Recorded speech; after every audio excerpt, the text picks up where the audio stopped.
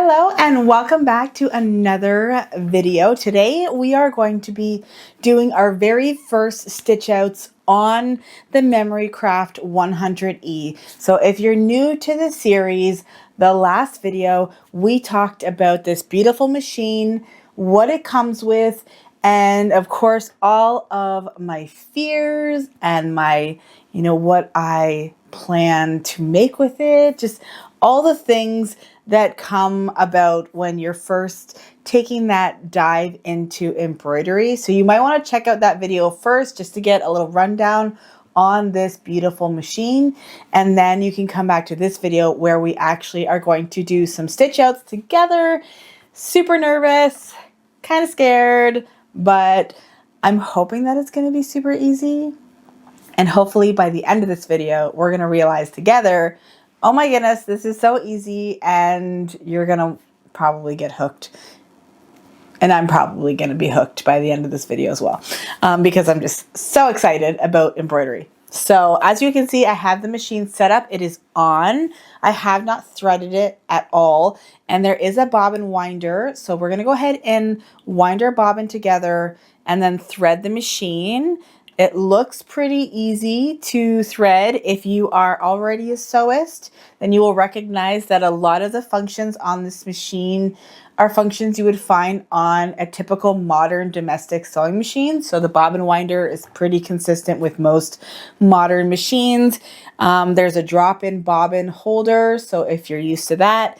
And same with the threading of the machine is pretty consistent with your typical sewing machine. So it shouldn't be too difficult, but we're going to obviously go through it step by step together to make sure that we do this properly. If you haven't already taken a chance, check out your manual. It comes with a very informative instruction book. And I really, before we do this, I really encourage you to read everything so that you are very much caught up with everything that this machine can do. And, we're not going to end up lost halfway through this video.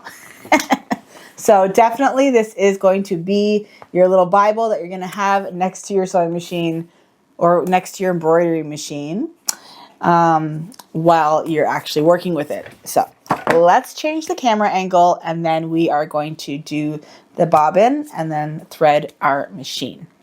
I have no idea what I want to stitch out yet. I'm going to go into the database. There's 274 different images and we're just kind of choose. So I'm excited to do that with you as well. So we have our bobbin. We're going to place that in the bobbin winder here, and we're going to take our thread and we're going to slip that onto the spool holder, and then we have our little caps that we are going to place there so it doesn't fall off. And there is a little screw here. We're going to wrap that around the screw. That's our little tension disc for our bobbin. So make sure it goes in between the two little metal plates there. And then we're just going to take our thread and we're going to actually push it through one of the holes. That's what I like to do. And then I put it on and then press it over. Now, how do I do it?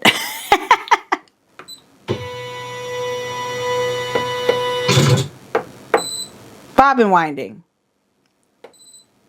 Because I pushed that over, the bobbin winder came up. See, this is how new I am. I have literally no idea. I'm just going to hold the thread so it doesn't slip through. And then I am going to press start. Yes. And it's going to thread my bobbin. Now you don't have to use matching thread.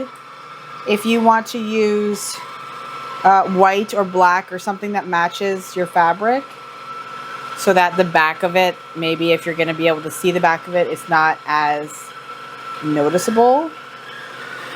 I'm not going to fill it all the way. But if you're just practicing, you might want to just use the thread color you don't like the most. Now I'm just going to push it over, take it off, and then we will snip our threads, and then we can actually thread our machine. So I'm going to take my little bobbin, just like I would, press that little black thing, the little thingamabob comes out. We're using very technical terms here. And then we're putting our thread in, and then there's that little metal piece here. So again, if you have a normal sewing machine, then you're probably well versed with this, but there is the little images there to show you how to exactly do that. Now we're going to take our spool of thread, and there's a number 1 up here. So we're just going to tuck it behind that. And then number 2, you're going to go down. And number 3, you're going to go back up. Number 4, you're going to hook onto that little metal thing that goes up and down. You're going to go down. And then there's another little hooky thing you're going to hook behind. And then another hooky thing, even lower. And then number 7, you go up there. And then there is a thread cutter on the side there. And then you're just going to press that down. And now you have a threaded machine. Works every time. Super excited. Okay, now we can hoop some fabric. Okay, so we have our hoop here, and I am going to be doing it on felt. So if you can get some craft felt from the store, that would probably be a really good place to start, just so that we don't waste any beautiful fabric. I am going to be using some cutaway stabilizer. It's kind of like a medium weight. So you could use something like this, or you could apply medium weight fusible interfacing onto the back. It doesn't need to be anything special. It can be a tearaway as well. If you do plan on maybe keeping this. A cutaway just means that once it's done being stitched out, you would have to cut this away, essentially. So sometimes you want to keep your interfacing on the back of your project. So if it's going to end up being inside multiple layers of fabric or something like that, then it's okay for the interfacing to stay on the back. If you are going to see the back, then you might want to do a tearaway where you can just kind of tear it off, and then the stabilizer will stay inside the stitching to keep that nice and stabilized. And then of course there's a water soluble stabilizer that you can get that would be that would literally melt away with the with water, but we are not ready for that. So we're just gonna do something really simple and easy because we're not gonna end up keeping this.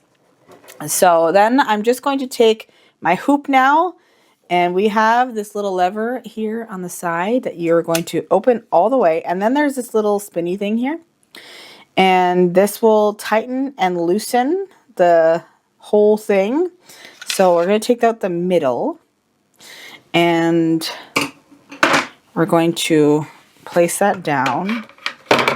And then we're going to take that and we're going to put that on top, making sure that this is cut to be larger than your hoop as well. And then we're going to take the inside, and it's not a perfect square. So this part is a little bit more curved. So I know that that goes on the outside. So then we're just going to push it in. And if it's not pushing in, you find it's a little bit too tight, then you have to release that little screw there. And you want to try to lock it in as best as you can. And you're still going to need to be able to flick that back. So if you can't, because it's too tight, like I can't and I don't want to break it, so I just kind of like unscrew and then push until I can push it all the way. And then I'm like, okay, this is not going to move.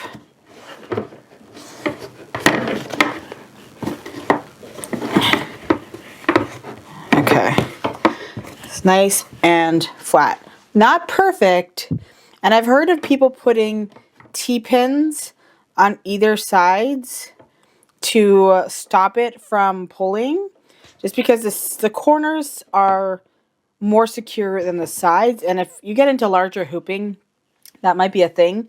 But I think we're going to be okay with this. So now we can install it into the machine. Okay, so here's a good view of the back of the machine. Now we have this arm that we pushed out. There's a little lever here. If you haven't already, the lever is over here. So if it's closed, you're just going to press down and then swing it open, and then it clicks open. So then we're going to take this and we're going to make sure that our presser foot is all the way up. And then we can slip it underneath the presser foot. And then this part here is going to nestle into here. So we're just going to make sure that this is straight. And then you can kind of put your head down and see it. And then you need to push down and then turn to lock it. And then you won't be able to take it out. So you might think like, oh, it's on there, and then you can just like turn it and then it's not actually in, but you need to kind of push it down. And then you'll feel it really lock in there. Okay, so now we can choose our design. So now I'm going to go to the little flower and I'm going to see what we got. Now we're just going to do a design, if we can, that doesn't have too many threads or, yeah, colors, I guess.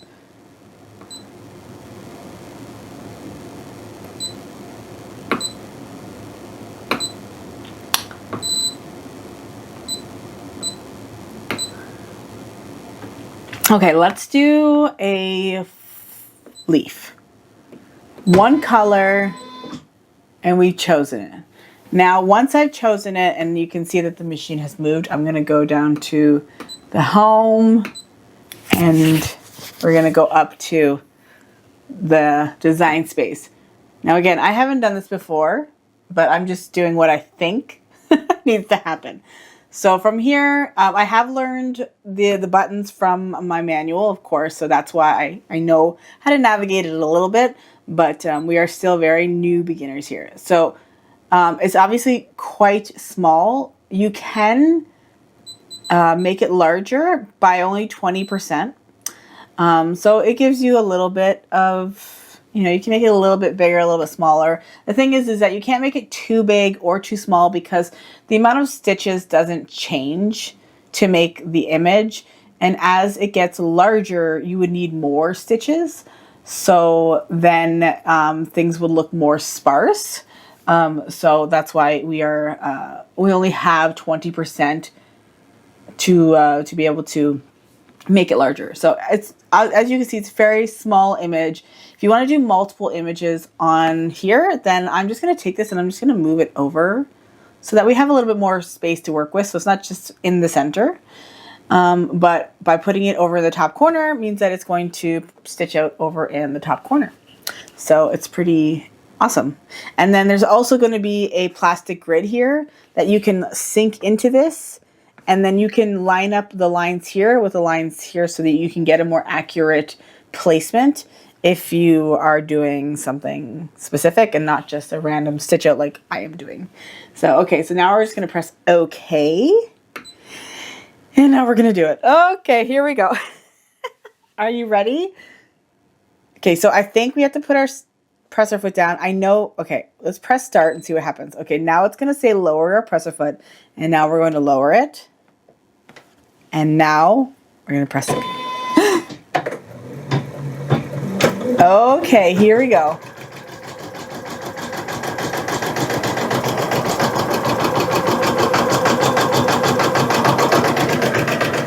Now, on the machine, as you're doing it, it actually says it only takes 1 minute to stitch this out, which is super quick. It is going to stitch it out at 660 stitches per minute. It says that is a 2.4 to 2.3 inch image. And as you can see, there's only one color for this.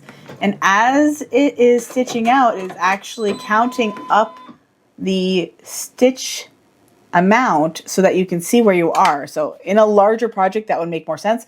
Obviously, this one was super quick. So now we get to raise our presser foot. And now we can go back here if you want to take it out. And then we can just take a little peek and see how it worked. Oh my goodness, look at that. Oh, that looks so cool. So if you did like a bunch of them, you know, you can make a design. That would look so cool. Okay, let's keep going. I'm having fun. Now I'm just going to put it back in there. Here we go. And we're going to go back to our images. Let's see what else we can look for. There's a ladybug. The ladybug is very small, actually. 0.5 by 0.6. Let's see what else there is. Here is a tree. So maybe we'll do the tree and we will do a second color. Okay, this one's gonna take 10 minutes. All right, let's put it in and we're gonna go back to our home and there's our tree. We can put it right there. Maybe if we make it a little smaller, it won't take as long. Okay. So now it's down to 8 minutes with 2 colorways. Now, do we do just orange? We'll do orange for the first. As you can see, there's the list here. The green is going to stitch out first and then the brown. So let's make it an orange tree. And okay, we're going to put our presser foot down. And we're going to press start.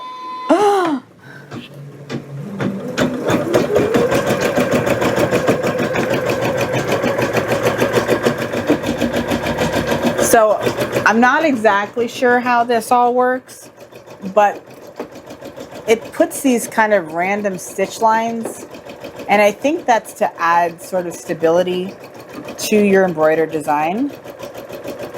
So right now it's kind of like, oh, that doesn't look very nice, but you will see very shortly how that changes.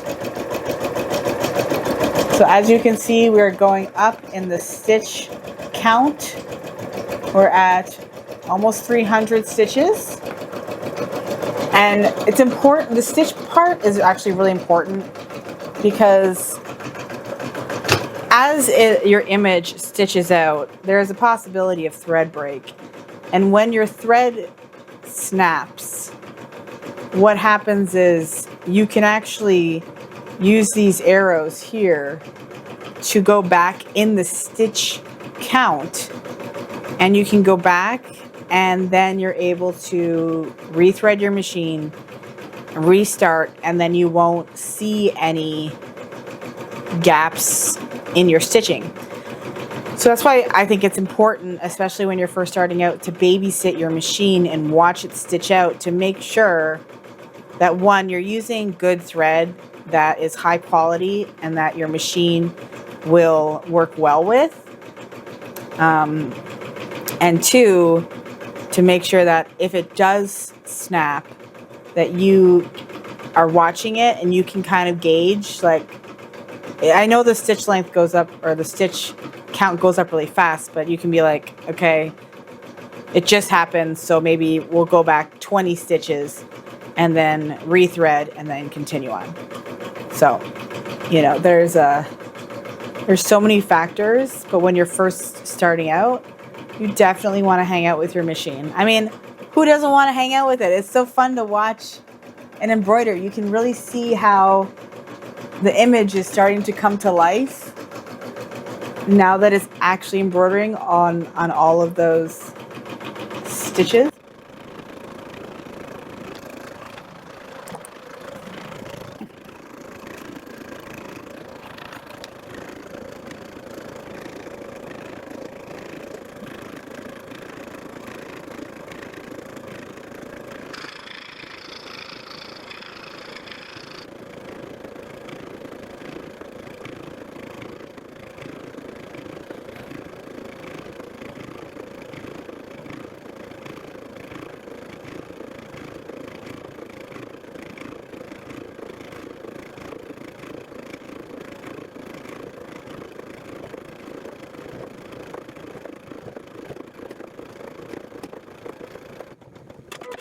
Okay, so now our first part is done, and now we can lift our presser foot as it said, and we're going to change our stitch color.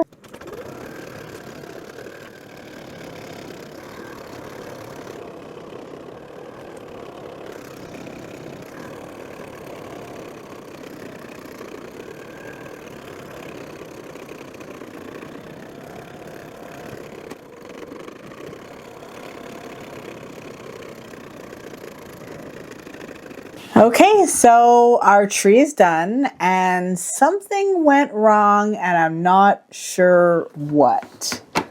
And I'm pretty sure it's not me. But for some reason, our little trunk went in a different area. So I'm not exactly sure what happened there, but it did stitch out beautifully regardless. It's just that the trunk should be lower and I don't know what happened. I'm gonna have to try that again off camera and see what the issue is. Now hopefully it's not an image issue and it was just a user error issue, which again, this is my second time stitching things out, so you just never know. Okay, so now I think we're gonna move on and try some letters because I'm gonna be putting names on things. So we need to practice that. So I'm just going to click on the letter, and at the top left corner, there is different fonts that you can choose from. There's fancy ones, very fancy ones. This one looks like a little kid's one, kind of. It's called First Grade. A hollow block, that looks pretty cool. I wonder how big those ones get. You can just kind of click on some and just kind of see what. So 0.9 to 0.8 inches. I think we're gonna do, let's do that. Now if you need any letters that are not here, you just click over, and then I think these are spaces, and then there's a period there as well. So if you needed a space, you can click that. Oh, and then there's some accents. Oh, fun. I have some names that I want to write that actually have accents because they're French or Spanish or something like that. So that's amazing that they include and brackets and a percentage and plus equals. That little squiggly thing that I have no idea what it's for. The @ symbol. So you want to put like an email on something. That's cool. Exclamation points. Okay. Let's try that. Press OK. It says we need the 5.5 inch hoop, which we are using. I'm going to go back to home and then click on our design space. Now you can see it's pretty big. That is a pretty big word. So let's see if we can make it smaller. At least a little bit smaller. Okay, perfect. And I'm just going to move it over. Press OK. And it says it's 3.9 inches wide. I think that's the full total word. And then 0.8 inches tall. It says it's going to take 6 minutes. And we're going to be using just the thread color that's in there for now. And let's put our presser foot down and then go. Now I also wanted to point out that on the screen, there's actually a little plus that moves around over top of your image. And that is just so you know where it's stitching in your image at the time. So super easy.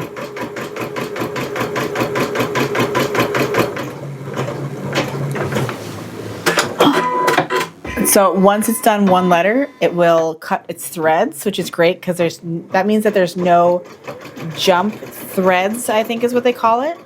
And a lot of machines apparently will leave that thread, and that's something that you have to then cut yourself with your own scissors. So I really like that this machine cuts that.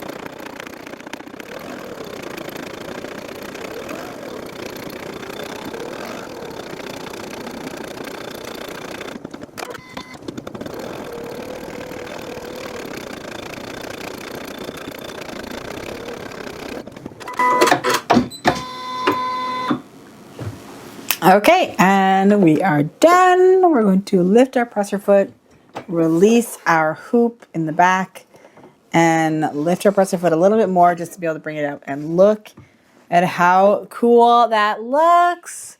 So go ahead and use some little scissors. There might be a little bit of threads just when it first starts your letter. So there might be, sometimes it gets kind of threaded into, like as it's stitching out, it just kind of tucks it behind another, the stitch out. But sometimes there's a little bit hanging out. That's okay though. All right. I should have used the Janome red, but I don't have any Janome red. But I think that looks really, really good. I am super excited. Okay, so I think that's where we're gonna stop today. I'm really thrilled with how these stitch outs went. I feel like it was really, really easy and there was no real hiccups. It was kind of just like choose your design, make it bigger, make it smaller, put it where you want it in your hoop, and then you just press play, or start. I'm playing, but press start. And then, yeah, I think I'm pretty happy with that. And the back also, I think it looks pretty good, not too messy. So if for some reason you had to put it on something where you could possibly see it, you could use, matching thread for that fabric. And then it seems pretty clean. So I'm super excited, and I'm interested in trying out some new designs. So there's going to be a lot more fun with this embroidery machine. Again, that's the Janome MC100E. So I hope that you stick around. Subscribe to the Janome Canada YouTube channel if you're new. And if you do decide to do out your first stitch out, please follow us on social media, or you can come over to Charmed by Ashley and drop a DM if you have any questions. If you just want to brag and show me what you did, I would love to see it as well, because I'm all for encouraging and being excited for all the things that we accomplished together. So I hope that you enjoyed, and you come back for the next video, where we're probably going to do some more complex, and maybe even we're going to do some troubleshooting, like what happens if a thread breaks. So I hope that you stick around and come back, and yeah, thank you so much for watching, and I'll see you guys in my next video. Bye guys.